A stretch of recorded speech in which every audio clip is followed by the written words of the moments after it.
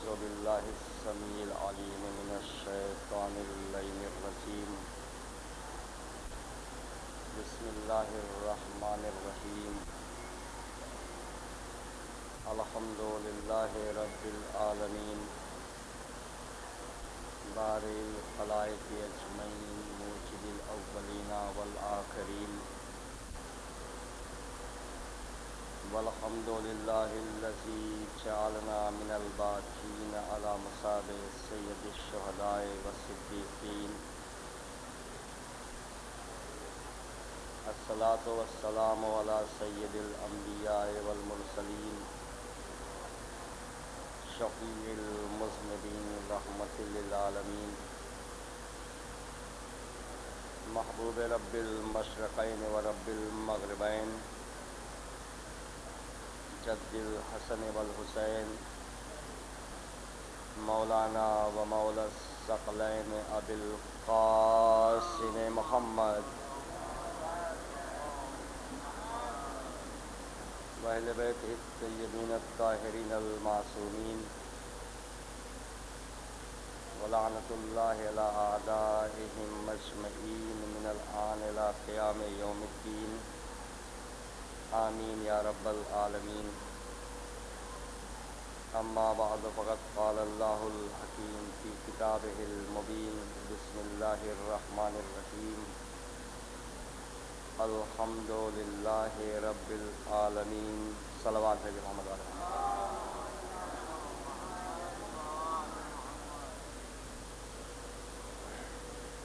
عزیزان محترم، ہماری کل کی گفتگو جنگ احد کے سلسلے میں تھی اور اس کے ساتھ ساتھ بنی نذیر کی تاراجی کل بیان کی گئی تھی. آج اس مجلس میں اس سے آگے کے حالات آپ کی خدمت میں پیش کروں گا. کل عرض کیا تھا میں نے کہ 3 ہجری میں جنگ احد ہوئی اور پھر 4 ہجری میں امام حسین علیہ السلام کی ولادت ہوئی.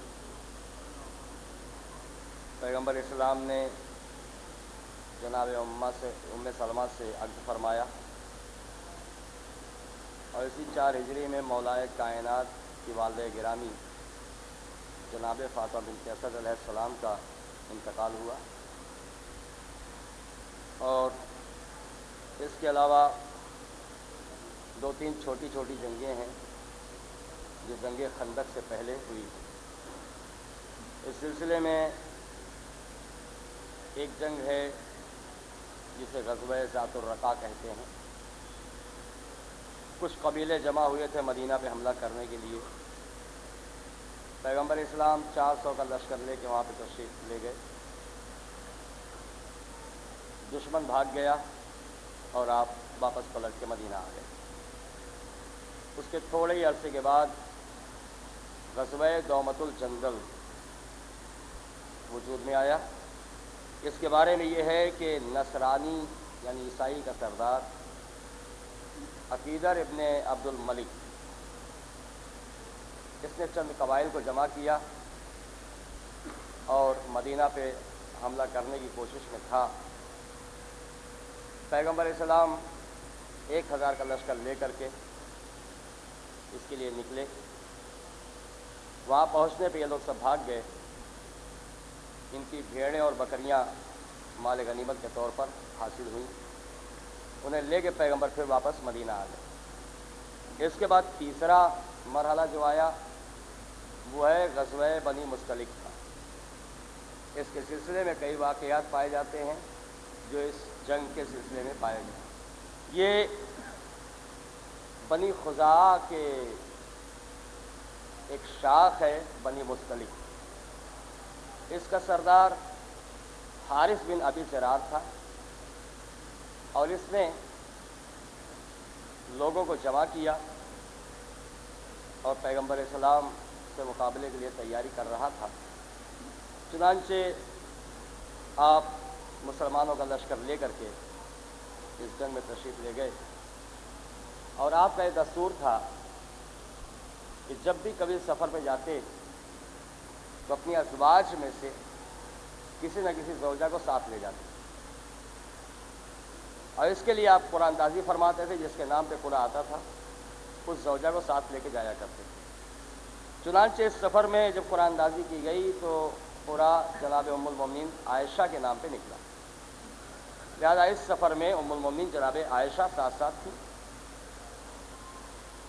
جب یہ وہاں پہ پہنچے تھوڑی دیر مقابلہ ہوا، جس میں حارث بن ابی ضرار مارا گیا اور اس کے ساتھ اس کے 10 ساتھی قتل ہو گئے۔ 200 افراد اسیر ہوئے، عورت اور مرد ملا کر کے۔ ان اسیر ہونے والوں میں حارث کی بیٹی جویریہ بھی اسیر ہو گئی، جس سے پیغمبر اسلام نے عقد فرمایا اور دیگر قیدیوں کو مسلمانوں پہ تقسیم کر دیا گیا۔ لیکن جب آپ نے جناب جویریہ سے عقد فرمایا، اس رشتہ داری کے لحاظ سے تمام مسلمانوں نے اپنے قیدیوں کو رہا کر دیا، جو کنیزیں ملی تھی سب کو آزاد کر دیا، سب کو رہا کر دیا۔ یہ مدینہ آنے کے بعد سب کچھ ہوا، مگر اس سفر میں چند بہت ہی اہم باتیں ہوئی ہیں، لہذا اس کی طرف آپ کو متوجہ کرتا چلوں۔ پہلی چیز تو یہ کہ جب جنگ سے پلٹ کے آنے لگے، ابھی تھوڑا ہی سفر طے کیا تھا، ایک وادی کے پاس پہنچے کہ جناب جبریل آئے اور آ کے عرض کرتے یا رسول اللہ، اس خطرناک وادی میں جنوں کا ایک گروہ جمع ہوا ہے اور وہ آپ کے اصحاب کو نقصان پہنچانے کی کوشش کر رہا ہے، لہذا اس سے مقابلہ کرنے کے لیے علی کو بھیجا جائے، یہ خدا کا حکم ہے۔ اور ظاہر ہے کہ تمام مسلمانوں میں جنوں کا مقابلہ کرنے والا کوئی نہیں تھا۔ جب انسانوں کے مقابلے پہ بڑے بڑے سر جھکا کے بیٹھے رہتے تھے تو جنہ کے مقابلے پہ کون جاتا؟ صلوات پڑھے محمد والے محمد۔ چنانچہ پیغمبر اسلام نے خطبہ ارشاد فرمایا اور صورتحال سے سب کو آگاہ فرمایا۔ اس کے بعد مولائے کائنات کو بھیجا، ساتھ میں 100 مسلمانوں کو بھیجا، یہ حکم دے کر کہ علی جو کہیں گے وہی کرنا، اس کے علاوہ کچھ نہ کرنا۔ مولائے کائنات یہ 100 افراد کو لے کر کے چلے، وادی کے پاس پہنچے، ان سب کو دور ٹھہرایا، آپ وادی کے قریب آئے۔ وادی کے قریب آنے کے بعد مولائے کائنات نے چند اسماء اپنی زبان پہ جاری کیے اور تلاوت قرآن کرتے ہوئے تھوڑا آگے بڑھے، اشارہ کر کے اپنے ساتھیوں کو پیچھے اور آگے بلایا اور وادی سے کسی حد تک قریب کھڑا کر دیا۔ اس کے بعد یہ تاکید فرمائی کہ یہاں سے نہ آگے بڑھنا نہ پیچھے ہٹنا، جہاں کھڑے ہو وہیں کھڑے رہنا۔ اور اس کے بعد کچھ آپ نے پڑھا اور پڑھ کے لوگوں پہ دم کیا۔ اس کے بعد مولا وادی میں اتر گئے۔ کچھ دور وادی میں جانے کے بعد باواز بلند نعرہ لگاتے ہیں کہ میں ہوں علی ابن ابی طالب، پیغمبر اسلام کا جانشین، ان کا وصی، ان کا خلیفہ۔ تم میں کون ہے جو میرے مقابلے پہ آئے؟ آپ کا یہ نعرہ بلند کرنا تھا کہ لوگوں نے دیکھا کہ سیاہ شکل والے کچھ ایسے چلے آ رہے ہیں جو نہ انسانوں میں نہ کسی چیز میں ہیں، اور کچھ اس طریقے سے آئے کہ زمین سے لے کے آسمان تک جیسے کوئی کالا بادل ہے جو گھیرے ہوئے۔ اس انداز پر مولائے کائنات کی طرف جب لوگوں کی نگاہ اٹھی تو لوگوں نے دیکھا کہ مولا داہنے بائیں تلوار چلاتے جا رہے ہیں اور کچھ کلمات زبان پہ جاری ہیں۔ پوری وادی لرز رہی تھی، زمین زلزلے میں تھی۔ ان لوگوں کا عالم یہ تھا، ایسی ہیبت طاری تھی کبھی بے ہوش ہو کے گر جائیں گے۔ لرزتے تھراتے یہ 100 مسلمان کھڑے تھے، علی کی تلوار چل رہی تھی۔ تھوڑی دیر تک تلوار چلنے کے بعد مولائے کائنات نے ایک نعرہ لگایا، جس نعرے کے سبب سارا بادل چھٹنے لگا۔ تھوڑی دیر کے بعد مطلع صاف ہو گیا، وہاں کچھ بھی نظر نہیں آیا۔ تو مولائے کائنات پلٹ کر کے ان کے جب پاس پہنچے، یہ سب لرزتے ہوئے کہتے یا علی کیا ہوا؟ مولا فرماتے ہیں کہ بہت سے جنہ کو قتل کر چکا ہوں، اور جنہوں نے جان بچائی وہ سب کے سب پیغمبر اسلام کی خدمت میں کلمہ پڑھنے گئے ہوئے ہیں۔ یہاں سے مولا 100 ان افراد کو لے کر کے پلٹے، ادھر رسول اسلام استقبال کے لیے آگے بڑھے اور آ کر کے پیشانی چوم کے کہتے یا علی، تم نے 20,000 کو قتل کیا ہے اور باقی جتنے بچے تھے سب میرے پاس آگے کلمہ پڑھ کے مسلمان ہو گئے ہیں۔ صلوات پڑھے محمد والے محمد۔ عزیزان محترم، تاریخ کے اوراق میں اجنہ سے کئی جنگیں جو میرے مولا نے لڑی، اور اجنہ سے جنگوں کا ہونا یہ دعوت فکر دے رہا ہے تمام لوگوں کو کہ جانشین رسول کون ہونا چاہیے۔ صرف دور رسالت ہی میں جنوں کا خطرہ نہیں تھا، آج بھی اجنہ پائے جاتے ہیں، اور دنیا میں آج بھی اگر جنوں کے شر کو کوئی دفاع کر سکتا ہے تو محمد و آل محمد ہے۔ اس کے علاوہ کوئی انسانوں کا شر تو دفاع کر ہی نہیں پا رہا ہے، جنوں کا شر کون دفاع کرتا؟ لہذا جانشینی رسول کے معاملے میں آج بحثیں کتنی بھی کر لو، مگر اتنا ضرور ہے کہ حقیقت میں جانشین رسول وہ ہے کہ جیسا رسول پوری کائنات کا حاکم ہے ویسا ہی اس کا جانشین بھی پوری کائنات کا حاکم ہونا چاہیے۔ صلوات پڑھیں محمد والے محمد۔ پیغمبر اسلام آگے بڑھتے ایک منزل پر پہنچ کر کے آپ نے قیام فرمایا، اور کچھ دیر ٹھہرنے کے بعد آپ نے لشکر کو پھر آگے بڑھنے کا حکم دیا۔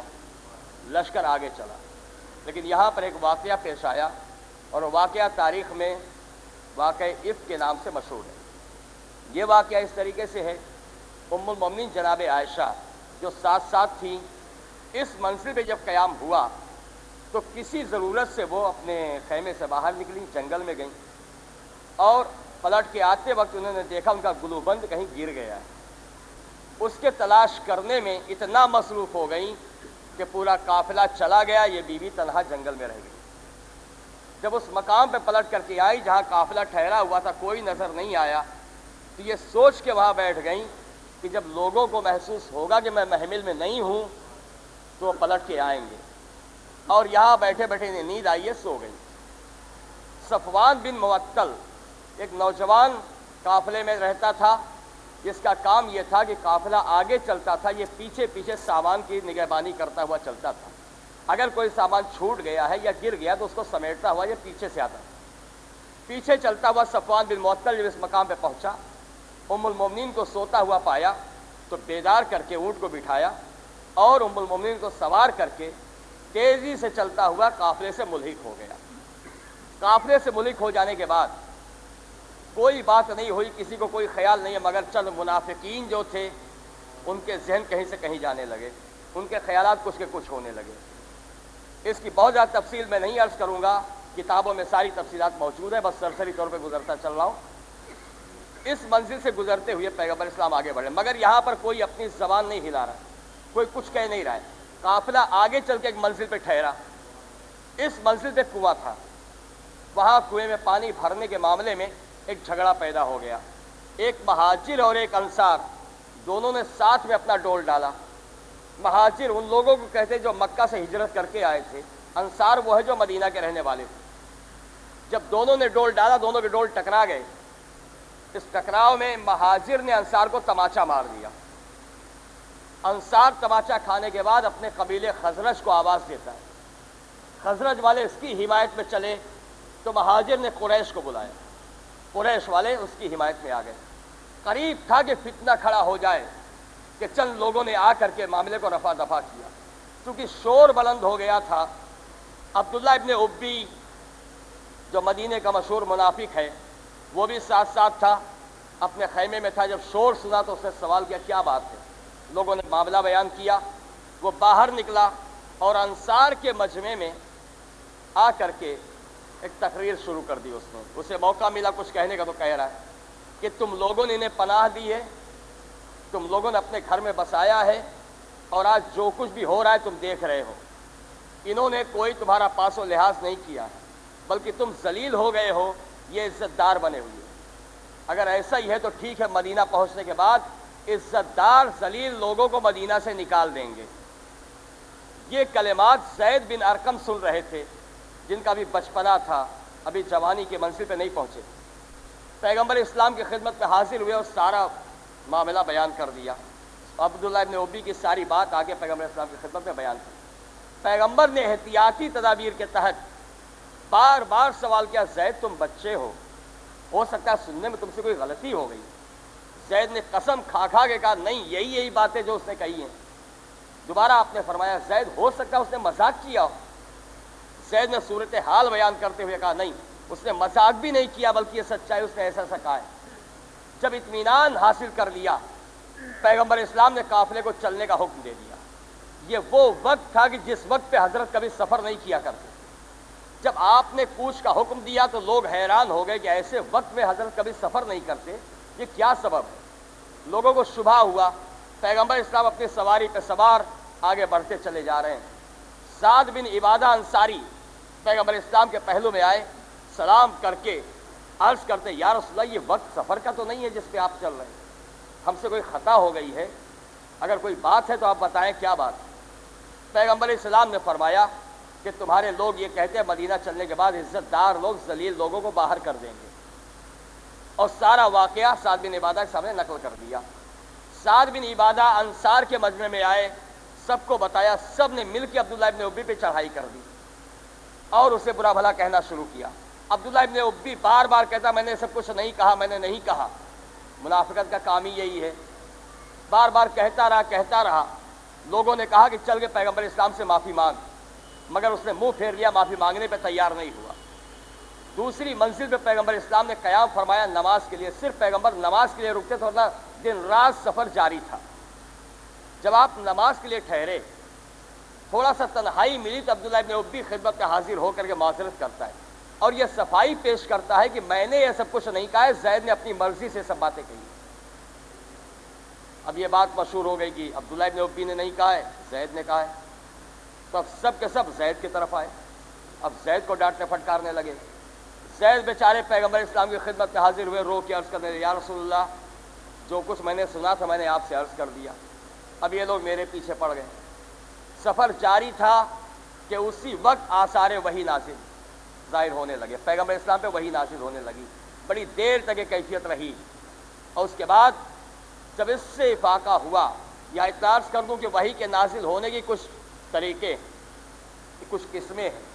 کبھی وہی جناب جبریل لے کے آ کے سنا دیتے تھے، کبھی یہ ہوتا تھا کہ اللہ براہ راست الہام کرتا تھا، اور جب یہ کیفیت ہوتی، جب اللہ براہ راست وہی نازل کرتا تھا تو آپ اگر ناکے پہ سوار ہوتے تھے تو ناکا ایسا لگتا ابھی زمین پہ بیٹھ جائے گا، آپ کی پیشانی پسینے سے تر ہو جایا کرتی تھی۔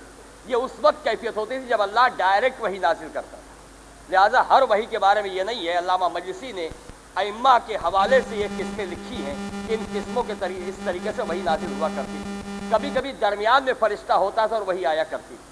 تو چنانچہ یہ چند قسمیں ہیں، اس میں یہ قسم جو تھی براہ راست وہی نازل ہو رہی تھی، اور وہی کیا نازل ہو رہی تھی؟ پورا سورہ منافقون نازل ہو رہا تھا۔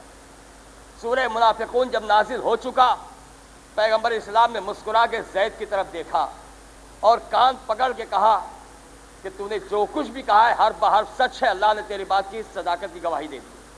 اور پھر مجمع عام میں سورہ منافقون کی تلاوت فرمائی۔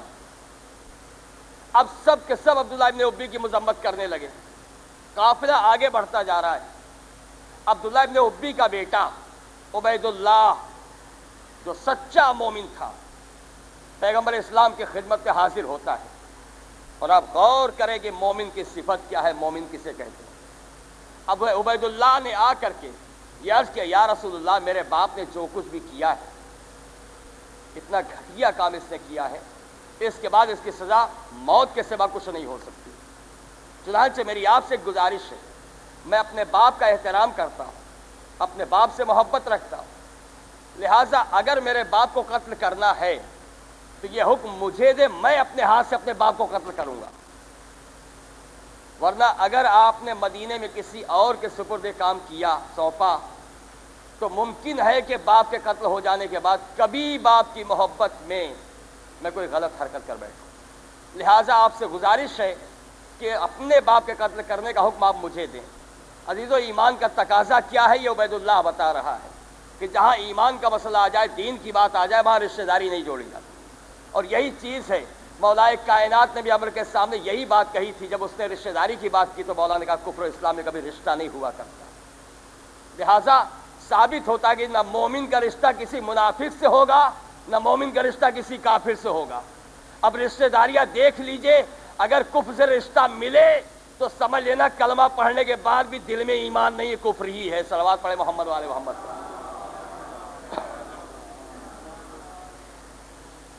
قافلہ آگے بڑھتا چلا، مدینے کے باہر قافلہ پہنچا، ہر ایک اپنے اپنے گھر میں پہنچ رہا ہے، اور عبید اللہ گھر نہیں گیا، مدینے شہر کے باہر کھڑا ہوا ہے۔ جیسے اس کے باپ نے چاہا کہ داخل ہو، آگے بڑھ کے روک دیا کہ تو مدینے میں داخل نہیں ہو سکتا جب تک کہ پیغمبر اسلام اجازت نہیں دیں گے، تجھے میں مدینے شہر میں داخل نہیں ہونے دوں گا۔ گھر تو دور کی بات، بیٹا باپ کے سامنے تلوار تان کے کھڑا ہے۔ عبداللہ مجبور ہو کے ایک آدمی کو بھیجتا پیغمبر اسلام کی خدمت میں، پیغمبر نے حکم دیا عبید اللہ اسے آنے دے، تو یہ کہتا ہوا ہٹا کہ چونکہ رسول کے حکم پر کوئی حکم نہیں ہے، حکم اگر ہے تو صرف اور صرف رسول کا ہے اور ہمیں اطاعت کرنی ہے، لہٰذا راستے سے ہٹ گیا اور عبداللہ ابن ابی گھر میں آیا۔ پیغمبر اسلام نے تاکید فرمائی کہ اپنے باپ کی خدمت کیا کر، اس کے ساتھ حسن سلوک پیش کر۔ یہ سب کرتے رہے۔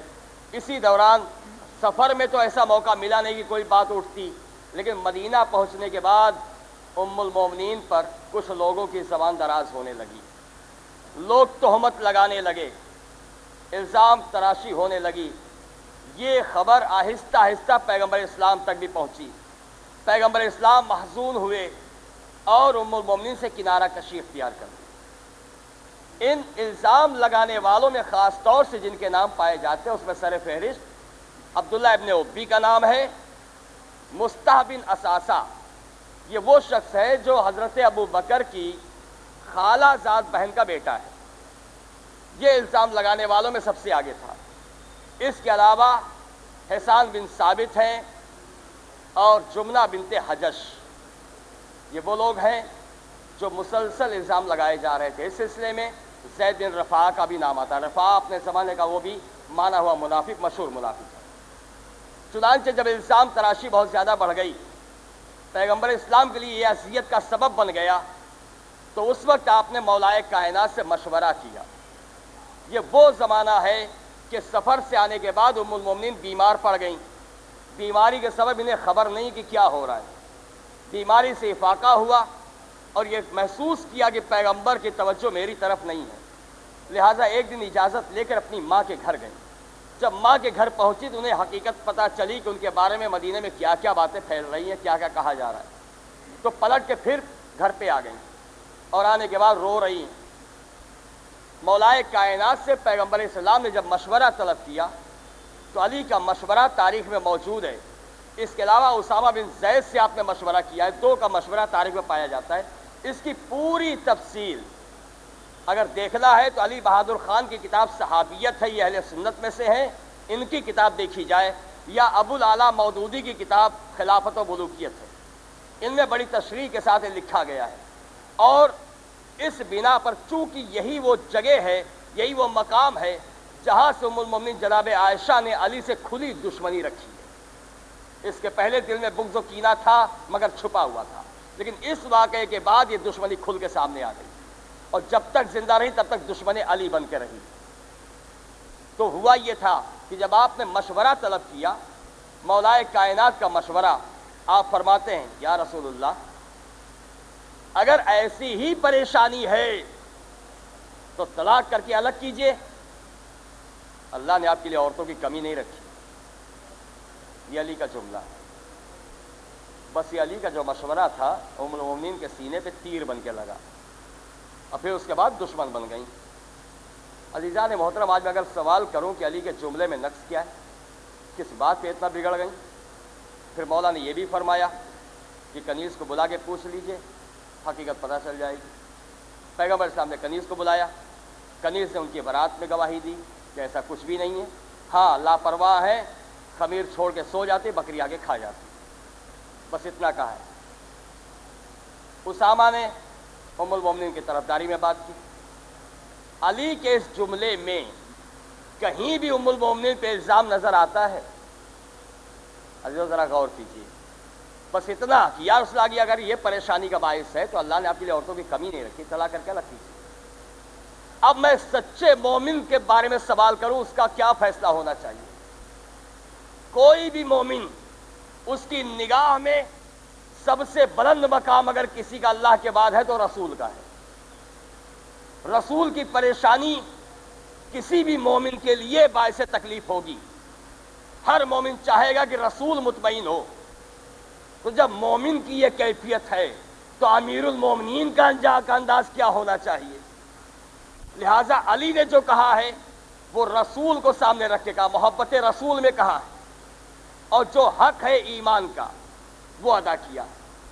لہذا اس میں کوئی ایسی غلط بات نہیں، اس کی گواہی مودودی نے بھی دی، علی بہادر خان نے بھی دی کہ علی کا جو جملہ ہے یہ مکمل ایمان کی گواہی دے رہا ہے۔ ایک سچا مومن کا اور کیا کہے گا اس کے علاوہ؟ اب اس پہ اگر کوئی برا مان لے تو برا مانتا رہے، اس سے کوئی فرق نہیں پڑتا۔ لیکن عزیزان محترم، محبت رسول کی بات اور ایمان کی بات اگر عرض کروں تو ایمان کی منزل پر آ کر کے دیکھنا پڑتا ہے۔ ایمان تو بہتوں کا ہے اور بڑی تعریف کے ساتھ ہے، لیکن جب عملی میدان میں ایمان ثابت ہو تب مانا جاتا ہے کہ ہاں یہ سچا ایمان ہے۔ جس طریقے سے عملی میدان میں عبید اللہ نے اپنے ایمان کو ثابت کیا کہ باپ کے قتل کرنے پہ آمادہ ہو گیا، تو کیوں آمادہ ہو گیا باپ کے قتل کرنے پر؟ آپ اندازہ کیجئے۔ یہ ہے ایمان جہاں باپ تک کا لحاظ نہیں کیا جاتا۔ دوسری طرف اور بھی واقعات ابھی آگے چل کے آئیں گے انشاءاللہ، اس منزل تک پہنچے۔ صلوات پڑھیں محمد والے محمد پر۔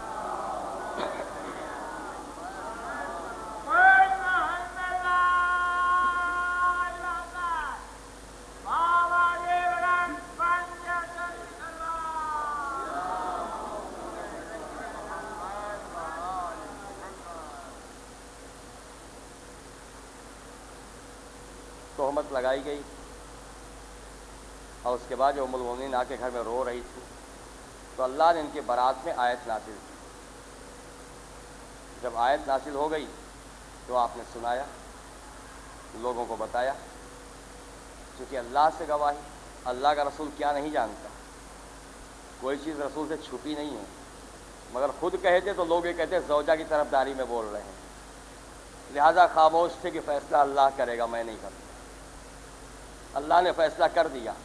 اور عزیزو یاد رکھیے، کسی نبی کی زوجہ منافق ہو سکتی ہے، اپنے شوہر کو اذیت پہنچانے والی ہو سکتی ہے، کفر کی طرف چلی جائے، یہ گوارا ہے، سب کچھ ہے، لیکن کردار کے معاملے میں کسی نبی کی زوجہ پہ انگلی نہیں اٹھائی جا سکتی، حتیٰ کہ جناب نوح کی زوجہ پر انگلی نہیں اٹھائی جا سکتی، جناب ہود کی زوجہ پہ انگلی نہیں اٹھائی جا سکتی، جناب لوط کی زوجہ پہ انگلی نہیں اٹھائی جا سکتی، اور نہ ہی پیغمبر اسلام کی کسی بیوی پر کردار کے معاملے میں انگلی اٹھائی جا سکتی ہے، جسے ہم سمجھ رہے ہیں، جس چیز کی تہمت لگائی جا رہی تھی۔ جتنی بھی انبیاء کی ازواج ہیں، کوئی بھی زوجہ بری کتنی ہی ہو، دشمن رسول ہو، دشمن دین ہو، سب ممکن ہے، لیکن اللہ نے کسی نبی کو ایسی بیوی نہیں دی ہے جو کیریکٹر لیس ہو۔ ایسی کوئی بیوی کسی نبی کے لیے نہیں ہے۔ لہٰذا اگر کسی کے ذہن میں یہ بات آئے تو اسے اسے اپنے ذہن سے بات نکال دینی چاہیے۔ اللہ نے برات میں آیت نازل کر دی۔ اب اس کے بعد جو تہمت لگانے والے تھے ان پر 80 کوڑے لگائے گئے۔ 80 کوڑے عبداللہ ابن ابی پر بھی لگے، بیمار پڑ گیا، چند دنوں بعد مر گیا۔ اس کے مر جانے کے بعد جب اس کا جنازہ جنت البقیع میں آیا تو اس کے بیٹے کی خاطر پیغمبر اسلام اس کے جنازے پہ آئے، اور جب نماز جنازہ پڑھی جانے لگی تو حضرت بھی کھڑے ہوئے۔ آپ کھڑے ہوئے کہ پیچھے سے حضرت عمر نے دامن پکڑ کے کھینچنا شروع کیا۔ یہ ساری تاریخوں میں موجود ہے اور بڑی تعریف کے ساتھ لکھا گیا ہے۔ دامن پکڑ کے کھینچ رہے ہیں، یا رسول اللہ یہ منافق ہے۔ آپ منافق کی نماز جنازہ میں کہاں شریک ہو گئے؟ حضرت نے دامن چھوڑایا، پلٹ کے دیکھا نہیں، جب اس نے یہ دیکھا کہ توجہ نہیں دے رہی دوبارہ پھر کھینچا، بابا سے بلند کہہ رہا یا رسول اللہ یہ منافق ہے، آپ منافق کی نماز جنازہ میں کہاں سے شریک ہو گئے؟ اب میں سوال کروں کہ رسول زیادہ جانتے ہیں یا یہ زیادہ جانتے ہیں؟ وہی رسول پہ آتی ہے یا ان پہ آتی ہے جو دامن کھینچ رہے تھے؟ ان کو معلوم کہ منافق ہے، اور جس پہ سورہ منافقون نازل ہوا کیا اسے نہیں پتا کہ منافق ہے؟ پھر رسول کے عمل پر اعتراض کرنے کا حق کس نے دیا؟ اس کا مطلب یہ ہوا کہ آپ اپنے آپ کو کبھی کبھی رسول سے بھی بہتر سمجھتے تھے، تو جو اپنے آپ کو رسول سے بہتر سمجھنے لگے وہ مومن کب رہا؟ صلوات پڑھے محمد وآل محمد پہ۔ اب لوگوں نے تاریخ میں کیا کہا جب انہوں نے کھینچا دامن بار بار، اور رسول اسلام نے وضاحت کر دی کو کر کیا رہے ہیں۔ دیکھیے رسول جس بات کو پردے میں رکھنا چاہتے تھے یہ حضرت مجبور کرتے اس کے سے ظاہر کر دیا جائے۔ پیغمبر اسلام نے فرمایا تجھے کیا خبر میں کیا کہہ رہا ہوں؟ اب رسالت گویا ہوئی ہے، کیا خبر تجھے میں کیا کہہ رہا ہوں؟ دامن کھینچے جا رہا ہے، دامن کھینچے جا رہا ہے۔ تو جانتا منافق کیا میں نہیں جانتا ہوں منافق؟ تو نے سنا میں نے کیا کہا؟ کہا نہیں سنا۔ کہا پھر دامن کیوں کھینچا؟ سن میں یہ کہہ رہا تھا اے پروردگار اس کے پیٹ کو آگ سے بھر دے، اس کی قبر کو آگ سے بھر دے، اسے جہنم میں ڈال دے۔ تو یہاں سے ایک بات تو سمجھ میں آئی، اگر رسول کسی کے جنازے پہ آگے کھڑے ہو جائے اس کا یہ مطلب نہیں کہ وہ مومن ہے۔ رسول مصلحتاً کسی منافق کے بھی جنازے پہ کھڑے ہو جائیں گے۔ یہاں سے اتنا سمجھ لیجئے کہ رسول کی مراعات پر کسی کے ایمان کی تصدیق نہ کیجئے۔ یہیں سے بات سمجھ میں آتی ہے کہ پہلو میں اگر کوئی آ جائے تو آ جانے سے ثابت نہیں ہوگا کہ مومن ہے۔ صلوات پڑھے محمد وآل محمد پہ۔ حقیقت کیا ہے وہ رسول جانتا ہے، رسول کیا اللہ سے کہہ رہے یہ اللہ اور رسول جانتے ہیں۔ دوسرا کون ہے جسے خبر ہو کہ کیا ہو رہا ہے؟ عبداللہ ابن ابی دفن ہو گیا۔ اب آئیے اس کے بعد کی اگلی منزل پہ چلوں جس کی طرف آپ کو لے کے چلنا ہے۔ آج کی مجلس میں جنگ خندق بیان کرنے کی کوشش کروں گا۔ صلوات پڑھیں محمد علیہ محمد سے۔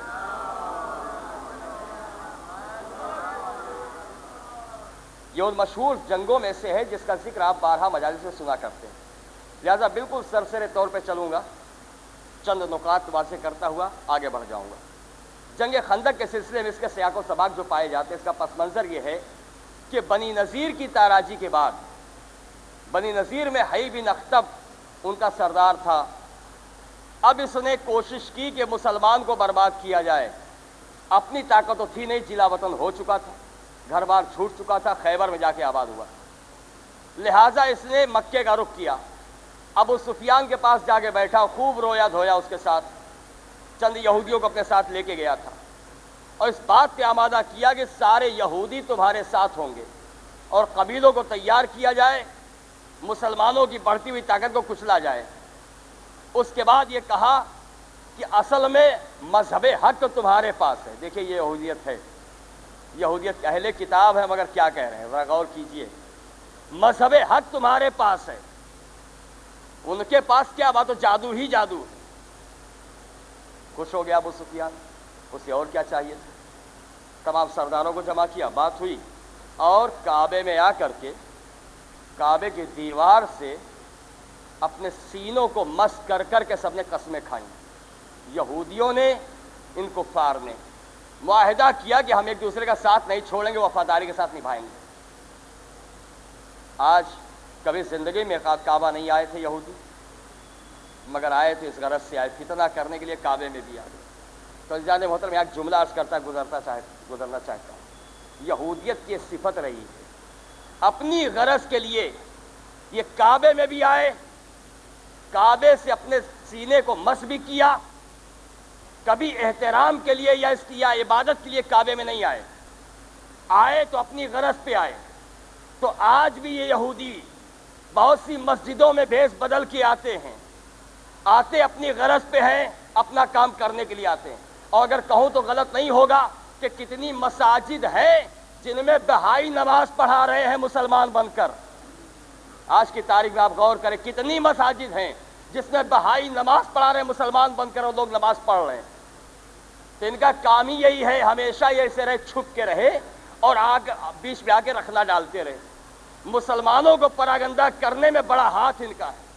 پوری تاریخ گواہی دے گی کہ یہودیوں اور عیسائیوں نے کیا کیا کیا ہے، ساری تاریخ بھری پڑی ہوئی ان کے واقعات سے۔ انشاءاللہ اس مسجد اگر میں پہنچ سکا تو بتاؤں گا کہ یہودیت نے کیا کیا کام انجام دیے ہیں۔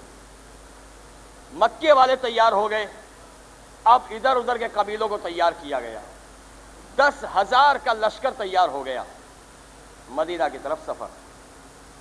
ادھر حی بن اخطب آگے چلا، کہ اب ایک قبیلہ اور مدینے کے پاس باقی، بنی قریظہ، دو تو جا چکے، ایک باقی تھا، کیا بس اب اس کو بہکانا ہے، اپنے ساتھ ملانا ہے۔ یہ بستی مدینہ سے متصل تھی۔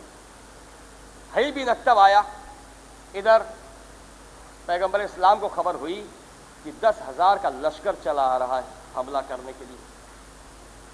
اب دفاع کی تدابیر پہ غور و فکر ہونے لگے، کیا کیا جائے۔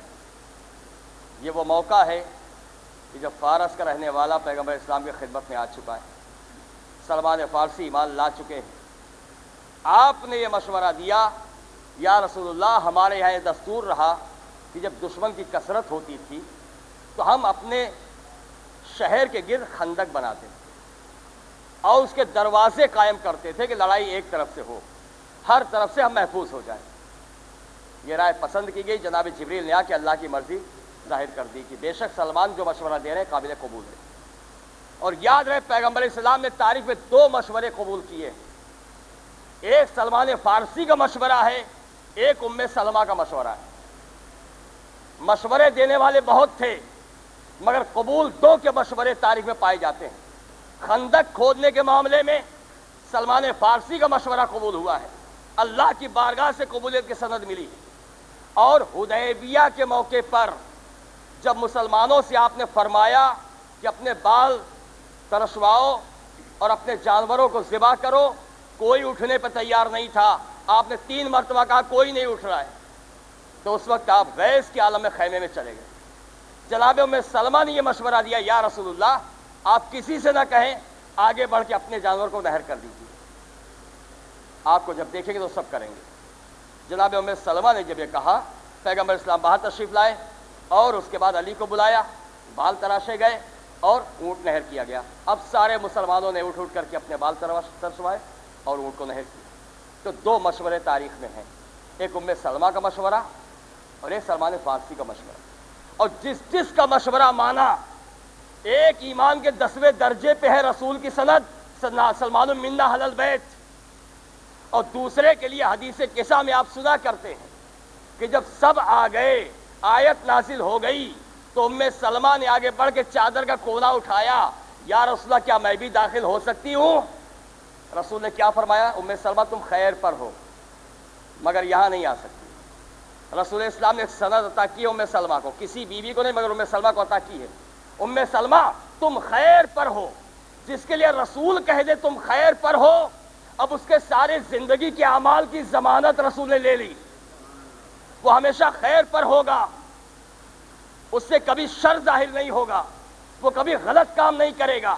یہیں سے ہمیں دلیل مل گئی، شاید پیغمبر اسلام نے اسی لیے سند عطا کی تھی کہ ساری بیویوں کا انتقال ہو چکا، واقع کربلا کے وقت جناب ام سلمہ ہی تھی، باقی کوئی بیوی نہیں تھی۔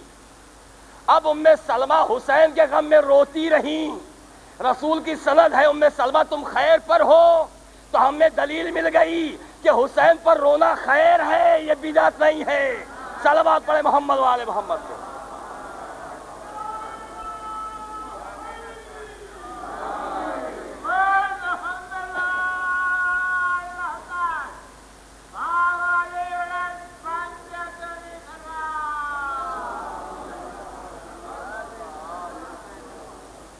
بے دلیل نہیں روتے ہیں، ہمارے پاس ثبوت موجود، سند موجود۔ چنانچہ سلمان فارسی کے مشورے پہ خندق کھودی جانے لگی، تمام مسلمانوں میں ایریا بانٹ دیا گیا۔ کچھ روایتوں میں ہے کہ 20 ہاتھ، کچھ روایتوں میں اس سے کم ہے، بہرحال جتنا بھی حصہ آیا سب لگے ہوئے، اور ایک ساتھ 2 آدمی، ایک کھودتا ہے دوسرا مٹی پھینک رہا ہے، یہ کام جاری ہے۔ سلمان فارسی نے اس کی چوڑائی اور گہرائی سب بتائی کہ خندق کتنی چوڑی ہونی چاہیے، کتنی گہری ہونی چاہیے، سب بتایا تھا سلمان فارسی۔ مولائے کائنات اور رسول اسلام ایک ساتھ کام کر رہے ہیں، اسی طریقے سے 2 کی ٹولی بنا کے سب کام کر رہے ہیں۔ ایک ایسا موقع آیا، کسی خندق میں ایک پتھر ظاہر ہو گیا، پتھر کا ظاہر ہونا تھا، لوگوں کی کدال اس پہ کام نہیں کر رہے، لوگ پریشان ہو گئے۔ آخر پیغمبر اسلام کی خدمت میں جناب جابر کو بھیجا، جابر آئے، دیکھا پیغمبر اسلام مسجد میں اور پیٹ پہ پتھر باندھے ہوئے لیٹے، بھوک سے وہ عالم تھا، مدینے والے بھوکے رہ کر کے یہ کام کر رہے تھے۔ जनाब जाबिर ने देखा, आके कैफियत बयान की। हज़रत उठे, पानी मंगाया, पानी मंगा के वज़ू फरमाया, एक चुल्लू पानी मुँह में लिया, गरारा करके उसी पत्थर पे कुल्ली किया और उसके बाद बेलचा उठा के 3 बार किया। पत्थर 3 टुकड़ों में तकसीम हो गया, लेकिन इन 3 वार में 3 बिजली चमकी, एक फारस की तरफ, एक रोम की तरफ, एक मिस्र की तरफ। पैगंबर इस्लाम ने फरमाया ये सारे इलाके अल्लाह ने मुझे अता कर दिए। और उसके बाद जो मुनाफिक थे वो क्या कहते हैं, यहाँ जान के लाले पड़े हुए, वहाँ फारस और मिस्र फतह करने की बात कर रहे हैं। इसमें बहुत सारे मशहूर नाम है, मैं नाम को लेना नहीं चाहता, बड़े शोहरत याफ्ता लोग हैं जिन्होंने कहा था कि खौफ के मारे हम रफ़े हाजत के लिए तो जा नहीं सकते बाहर, और यहाँ ये फतह की बात कर रहे हैं। ऐसे ऐसे थे जो बड़े बड़े मोमिन हैं मगर उनके ज़बान पे चुल मिले थे। जनाब जाबिर ने पैगंबर इस्लाम की कैफियत देखी, तड़प गए, ज़ौजा के पास पहुँचे। इनके पास एक बकरी थी, ज़ौजा से बात की। ज़ौजा ने कहा बकरी ज़िबा करो, हम तैयार करते सालन, खाना तैयार होता। जब बकरी ज़िबा की गई, इधर पैगंबर इस्लाम की खिदमत में जाबिर हाजिर हुए, दावत दी, या रसूलल्लाह एक बकरी है जिसे हमने ज़िबा किया है और आप जिसे चाहें अपने साथ ले लें, खाना तैयार हो चुका है।